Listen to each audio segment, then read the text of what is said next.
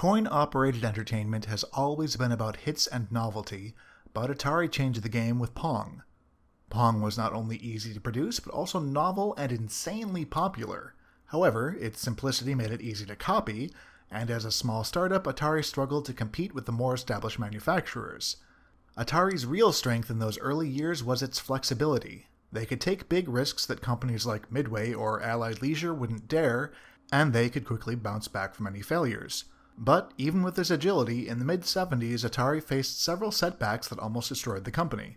First, they tried to pull one over on the pinball giant Bally by selling a space racing game designed to their subsidiary Midway while planning to release their own version. This double-cross backfired, costing Atari all of the royalties from the Midway version. Then, Atari poured all of their Pong profits into rapid expansion. Nolan Bushnell, Atari's founder, brought in his brother-in-law John Wakefield as president to manage the reorganization. Unfortunately, Wakefield and the team he recruited from Hewlett-Packard had no experience in the coin-op industry, creating an inefficient bureaucratic structure that negated Atari's fast and loose advantage, something that hampered interdepartmental communications. Under this new structure, Atari's next big game was Grand Track 10, the first driving video game. Inspired by older electromechanical coin-ops and a pen-and-paper driving game that used math to calculate a car's passage along a curve. Developed by Atari's recently acquired Cyan Engineering, Grand Track 10 was incredibly complex, incorporating the first video game ROM chip and using interlaced video with a dedicated monitor from Motorola instead of a commercial television. It featured sprite-based graphics, realistic physics, and controls sourced from real car manufacturers, although these controls didn't behave like actual vehicles, causing significant gameplay issues.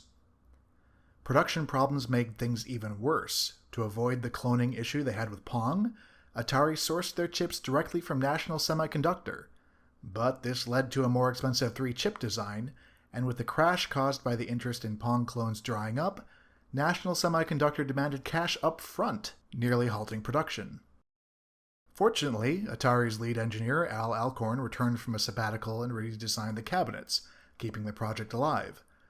Despite these flaws, Grand Track 10 was a hit. Ironically, this success was what almost killed Atari. Wakefield's bureaucratic management led to a communications breakdown, and the game was sold for less than it cost to produce. Atari ended 1974 with a $600,000 loss, equivalent to almost $4 million today. Atari's troubles didn't end there.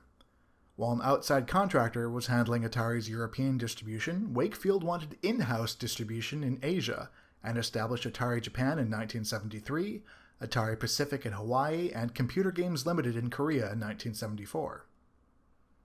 As was by now a habit, he gave control to friends with no coin-op experience and charged them with primarily selling backstock, which added a lot of overhead without making many more inroads into the Asian markets.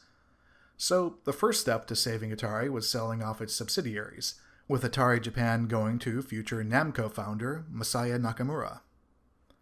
Salvation came from an unusual source: Key Games.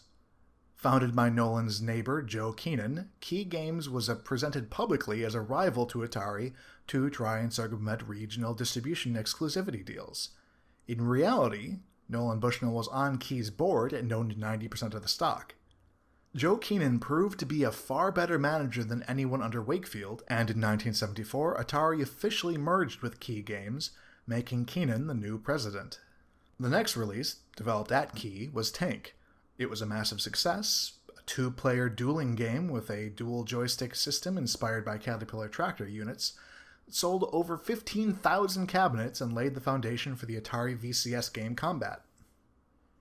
Saved from disaster, Atari followed Tank up with Indy 800, another top-down racing game, but this one had support for up to 8 players. The cabinet had consoles arranged around a massive color CRT monitor, 2 per side. Each player had their own steering wheel, brake, and accelerator color-coded to one of the IndyCar sprites. The goal here was to pass as many checkpoints as possible before time ran out. Designed to occupy a central space in the arcade's floor, it was a huge hit with operators and one of the most profitable Atari releases since Pong. However, Atari's problems weren't over yet. Indy 800 was one of the last big hits the independent Atari would have. Acquisition by Warner Bros. Was coming up fast, a move that would make possible Atari's greatest contribution to the video game industry.